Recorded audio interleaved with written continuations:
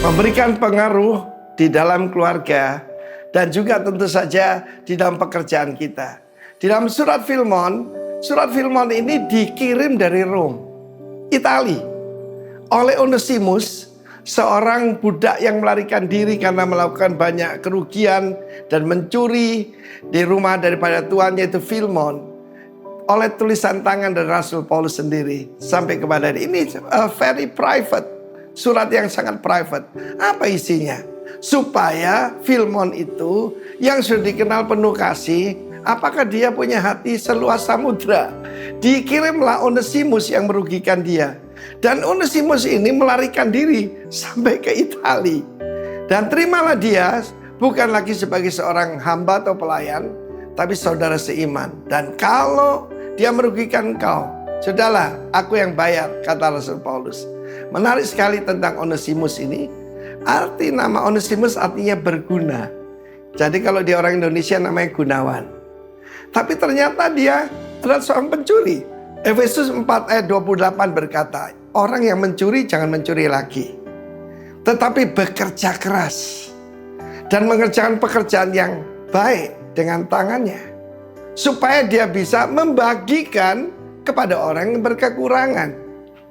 Seorang pencuri bisa jadi seorang pemberi. Seorang maling bisa jadi hamba Tuhan.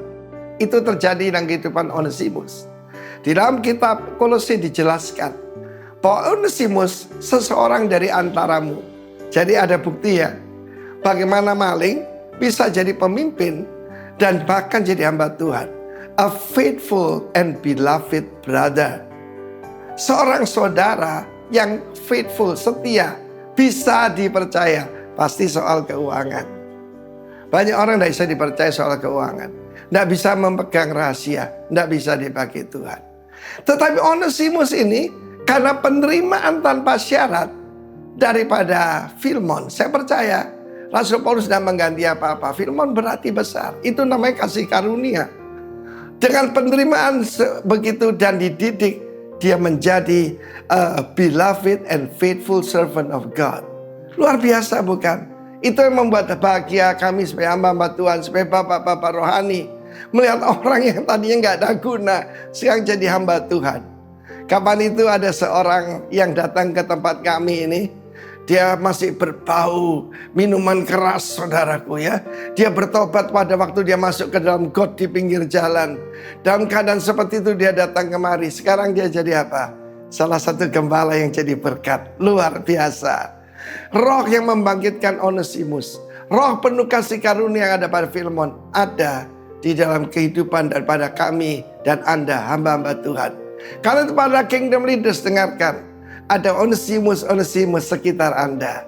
Itu kesempatan untuk menunjukkan kasih Tuhan, untuk membuktikan bahwa kasih seorang bapak rohani itu bisa mengubah kehidupan seseorang. Orang yang digantikan Yesus di atas kayu salib, siapa namanya? Menarik loh. Namanya Yesus Barabas.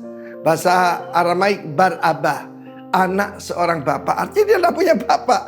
Bisa bayangkan siapa ibunya. Sampai tidak tahu siapa yang menghamili engkau. Tidak tahu. Langganannya banyak. Tetapi digantikan oleh Yesus, putra sang Bapa, yang selalu berkata, not my will, but thine will be done. Karena itu saudaraku, kita semua adalah Barabas itu, pemberontak dan yang tidak baik. Tapi Yesus menggantikan kita. Terpujilah namanya untuk selama-lamanya. Amin.